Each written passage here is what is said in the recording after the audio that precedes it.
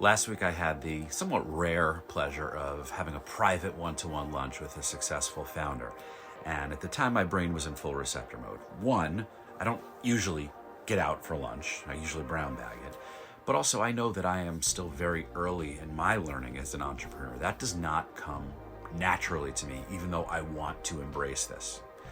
I've worked with and gotten to know more than a handful of wildly successful builders, and they're all wired differently personality-wise, but I think they share a few key traits. First, they notice and understand how quickly things can change. A product that they thought of or a vision that they had that felt cutting edge last year is going to be outdated very quickly if they're not constantly iterating on it.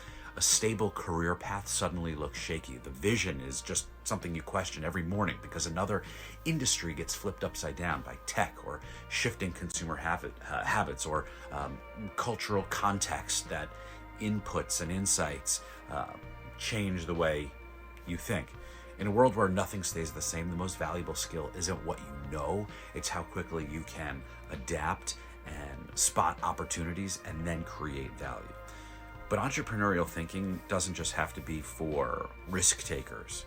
Most people think entrepreneurship is about starting a business. It's not. It's a mindset. It's about spotting problems, acting on them, finding solutions that others overlook. This idea of waiting for instructions, that's not what they do. Companies today need people who think for themselves, take initiative, solve problems, not just follow orders. Success starts with how you see the world. Your mindset is like an iceberg. It's what people see, your skills, your actions, the results, that's just the tip. But underneath are our beliefs, our assumptions, our patterns of thinking, that curiosity, and those hidden layers shape how we approach opportunities.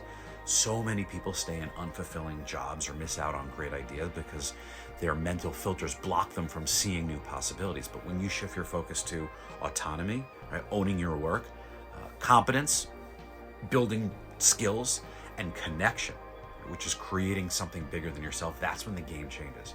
So the key to innovation is knowing that you can start small and grow from there. Most people try to launch something fully formed. Entrepreneurs will do the opposite. They test, they tweak, they refine. You start with small experiments and you learn from feedback. So instead of designing the perfect product from day one, you build prototypes and outlines and you improve them and let real customer or consumer feedback shape the version and maybe not necessarily modify the vision, but allow you to have some flexibility.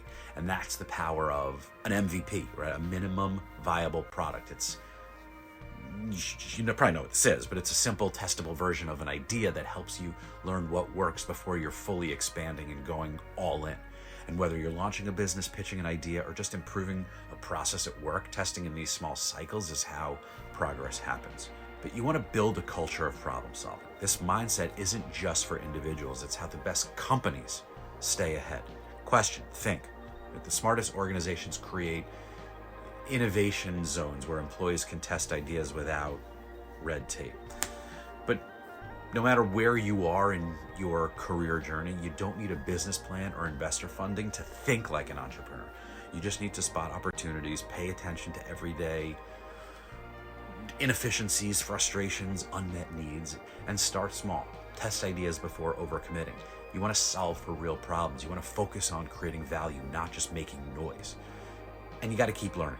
Every success or failure teaches you something useful.